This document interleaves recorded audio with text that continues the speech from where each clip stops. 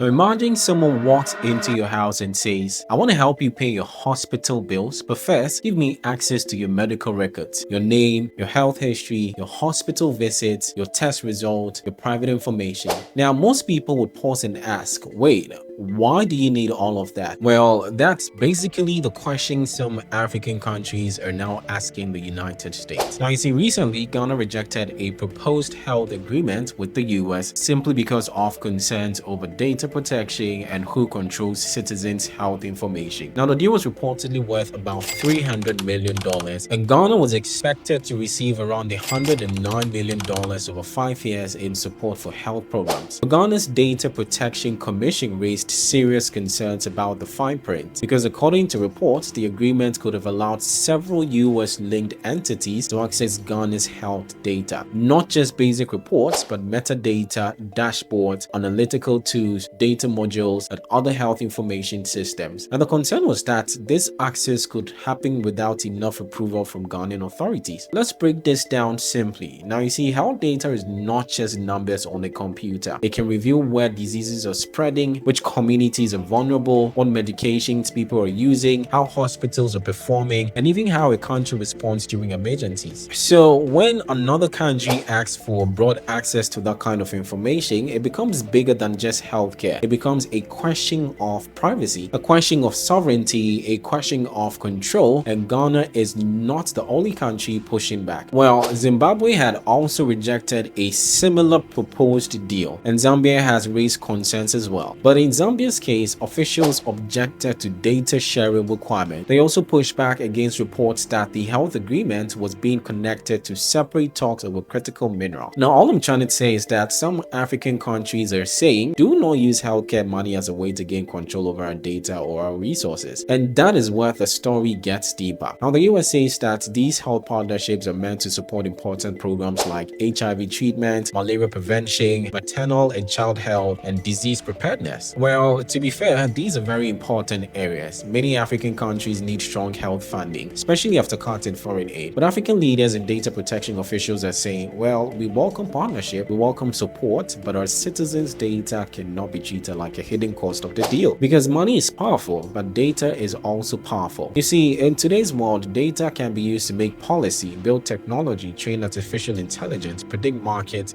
influence decisions, and shape future negotiations. So the concern is not just, will America help fund hospitals? Well, the bigger question is, at what price? Because if a country loses control over its people's health data, it may gain funding today, but actually lose power tomorrow. And this is why Ghana's rejection matters. It sends a message that the African countries are no longer just asking, how much money are we getting? They're also asking, who owns the data? Who gets access? How will it be used? This is Africa demanding respect in the partnership, because real partnership should not mean we can help you so you own our information. Real partnership should mean we can help you while respecting your laws, your people, and your sovereignty. And that is the heart of this story. African countries are not just protecting data, they are protecting dignity, they are protecting trust, and they are reminding the world that in the modern age, a nation's health records are not just files, they are part of its future.